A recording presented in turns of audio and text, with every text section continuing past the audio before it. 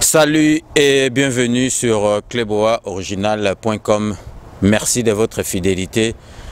Ndengibinomo boyebi sango yamawa ewiti kozwa biso na communauté na biso congolaise. Une fois de plus,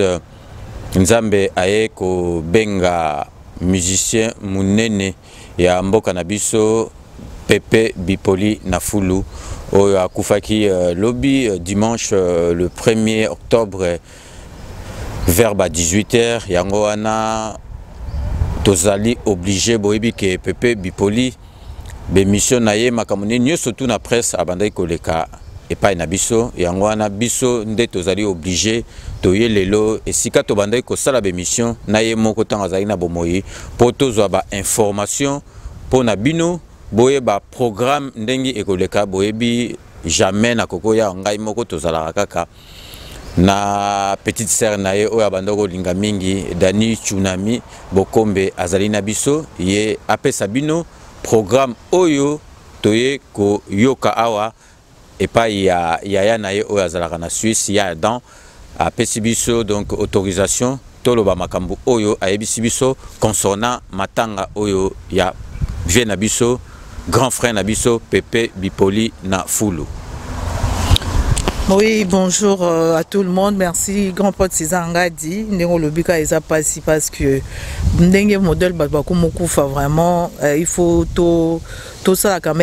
même examen de conscience entre bisoto eba mokilizo kende wapi parce qu'ils a passé comme neti mutaki voyage mais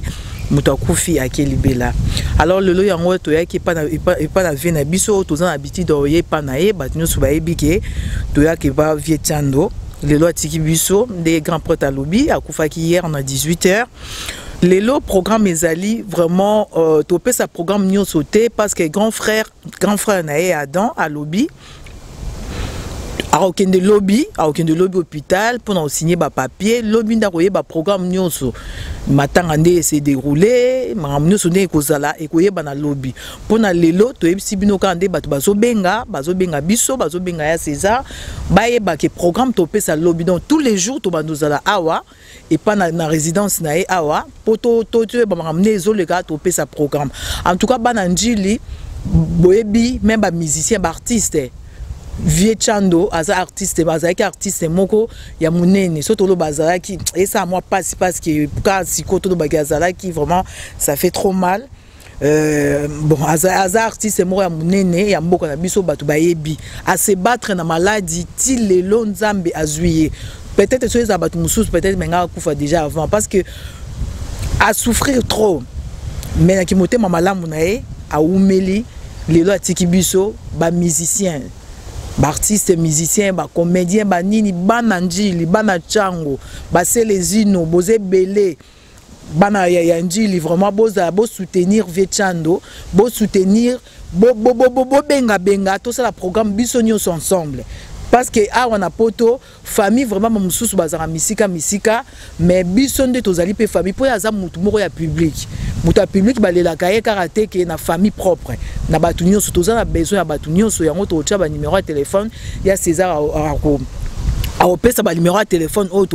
tocha et défier na écran na biso bobenga poto ça la programme ya matanga ya vie na biso Chando oyo batu nyonso bazoli la même président d'homme la lila benga kilobi azoli la même gradi mou azoli la lokwa mo amuke donc ezo ça passe mingi to ebité Nzambe azo molimo na ye akende malamu vie Chando Nzamba batela yo vraiment place okei. Donc nakanisi Daniel Zala qui vraiment explicite na makamunyo surtout à lobby donc biso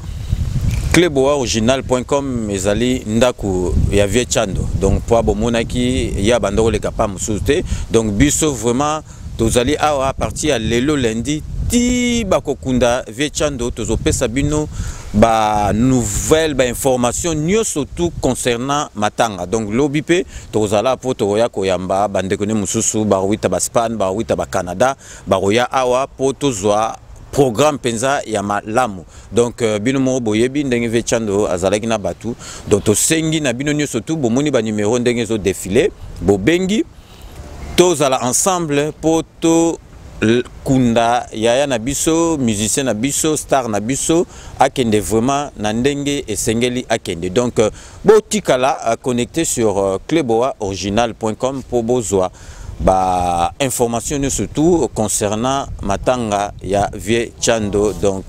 merci de votre fidélité et à très bientôt. Merci.